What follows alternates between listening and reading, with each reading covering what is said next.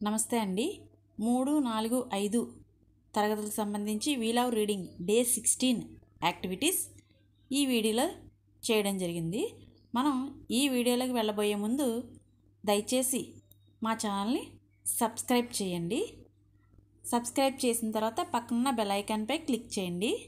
అలాగే లైక్ చేయండి, షేర్ చేయండి. మీరు లైక్ చేసినట్లయితే ఈ వీడియో మరికొంతమందికి రీచ్ అవుతుంది.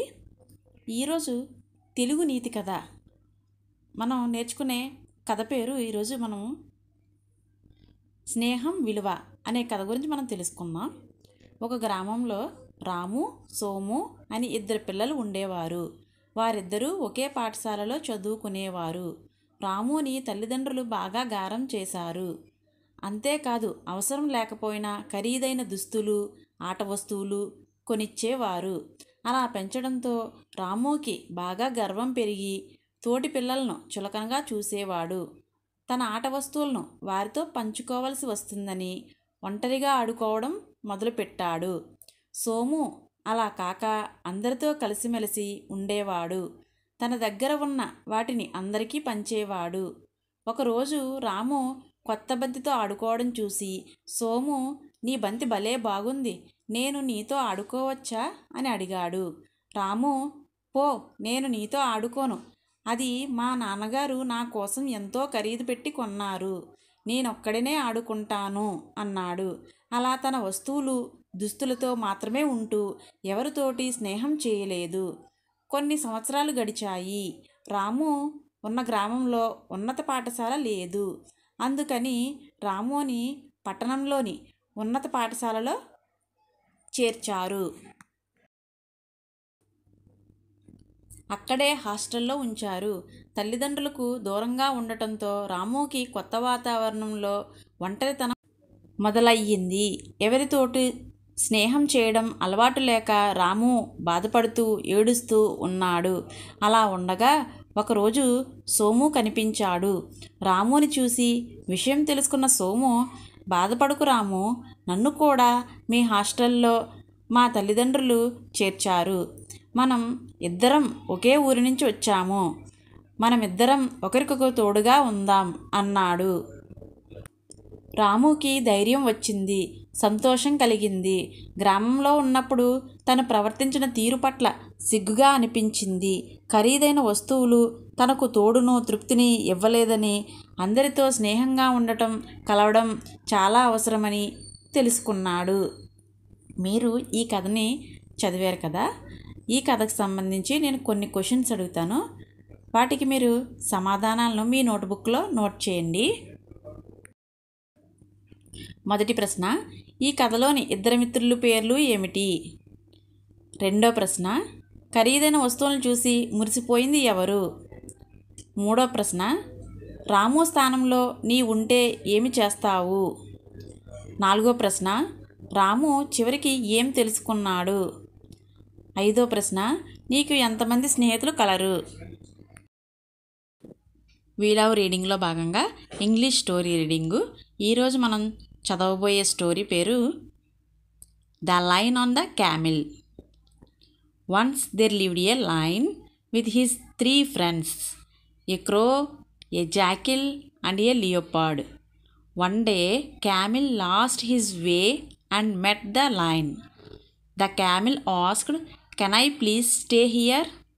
The lion welcomed his guest and let him stay with them. One day, the lion fell very sick. He was unable to go on hunts. The lion friends suggested the lion, "We should ask the camel to bring us food." But the lion did not agree and said, "He does not belong to our forest. He may get lost deep in the forest." The camel heard him and said, "You have been kind to me. I will go and I look for food." All the animals praised the camel, and the crow decided to help him, and they both went in search of food. Moral: always have the spirit of working together and be thankful to others for helping you. అనగనగా ఒక అడవి ఉందంట. ఆ అడవిలో ఒక సింహం, జాకిలు, అలాగే ఒక క్రో, ఇంకా మిగిలిన జంతువులు ఫ్రెండ్స్గా ఉండేయంట. ఒకరోజు క్యామిల్ అలా నడుచుకుంటూ వచ్చి తన దారి మర్చిపోయిందంట. మర్చిపోతే సింహాన్ని కలుస్తుందంట. సింహాన్ని అడుగుతుందట, నేను ఇక్కడ స్టే చేయొచ్చా, నేను దారి మర్చిపోయాను అని అంటదంట. సింహం దానికి ఒప్పుకొని ఉండమంటదంట. అలా అక్కడ ఉంటుందట. కొన్ని రోజులకి సింహానికి హెల్త్ బాగోదంట. హెల్త్ బాగోకపోతే మిగిలిన జంతువులు అంటాయంట, మీకు హెల్త్ బాగాలేదు కదా, మేము క్యామెల్ని అడుగుతాము, ఫుడ్ వేటాడడానికి క్యామెల్ సహాయం తీసుకుంటామంటే లైన్ ఒప్పుకోదంట. వద్దు, క్యామెల్కి ఏమీ తెలియదు, ఇది డీప్ ఫారెస్ట్లో వెళ్ళలేదు అని అంటుంది. అండ్ ఆ మాటలు విన్న క్యామెల్, సింహరాజా మీరు నా మీద చాలా దయ చూపించారు, నేను వేటకి వెళ్తాను, మీకు ఫుడ్ తీసుకొస్తాను అని అంటదంట. మిగిలిన జంతువులన్నీ క్యామెల్కి జై కొడతాయంట, మెచ్చుకుంటాయంట. క్యామెల్కి హెల్ప్గా క్రో కాకి వెళ్తుందంట. కాకి వెళ్తే ఇద్దరు ఫుడ్ కోసం సెర్చ్ చేస్తారట.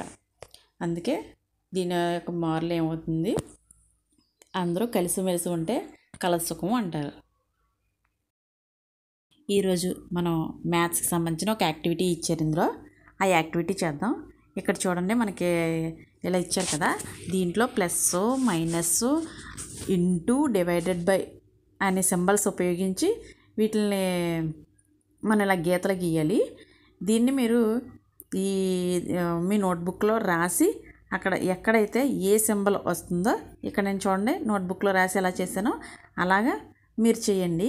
నేను ఏం చేశాను, మీరు మీకు నచ్చినట్టు, మీకు వచ్చినట్టు మీ ఆలోచన బట్టి మీరు చేయండి. ఇలాగా ఈ యాక్టివిటీని కంప్లీట్ చేయండి. దీంట్లో plus, minus, into, divided by 4 కూడా ఫండమెంటల్ ఆపరేషన్స్ 4 యూజ్ చేసి మీరు ఈ గ్రిడ్ అనేది కంప్లీట్ చేయండి. మీకు గనక ఈ వీడియో నచ్చినట్లయితే please subscribe my channel MN Info. అలాగే లైక్ చేయండి, షేర్ చేయండి. Thank you.